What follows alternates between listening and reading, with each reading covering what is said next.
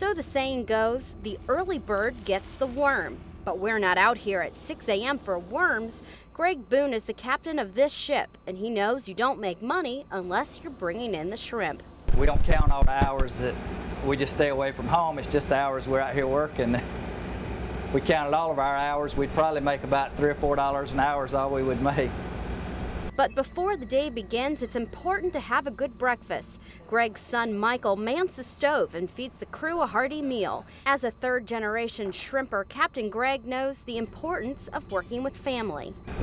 My granddaddy started back about 60 years ago, then my daddy, and then me, and right on down to my son doing it. So it's been for a few years. I've been doing it for over 40 years myself. We ride for about 3 hours until Greg finds a good spot to lay down the nets.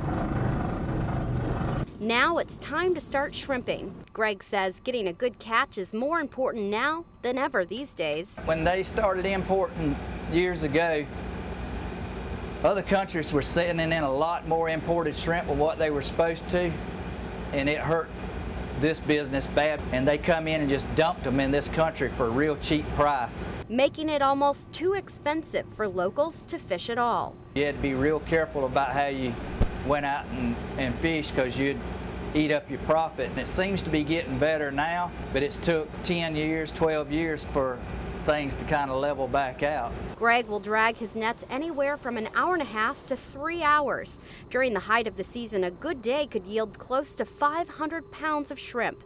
After a quick sample of his catch, Greg and the boys pull up their nets to see how they fared. Let it down a little more. Come on, right here.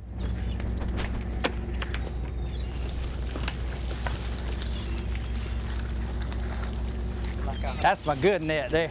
Now it's time to sort. For this time of the year, it's more than I was expecting to get, and the shrimp are a lot bigger than what we thought they were going to be. We should catch good shrimp during the spring of the year, and it should make a good fall crop too.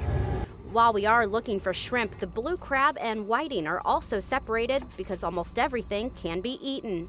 The extra goes overboard and becomes dinner for the dolphins and birds that followed us all day. But one person that won't dine on seafood, believe it or not, is the ship's trusty captain. Shrimp and rice, shrimp and grits, gravy and shrimp, a little bit of everything with shrimp. And then when I turned 19, I become allergic to them, so I don't eat shrimp anymore. And he hasn't had one for over 30 years. But Greg says he still loves the little shellfish because they help make him a living and provide for his family. This season past was probably one of our best seasons. If you get out here and you don't like fishing, it's a bad day every day. He says every day may not be the easiest, but there's nothing he would rather do.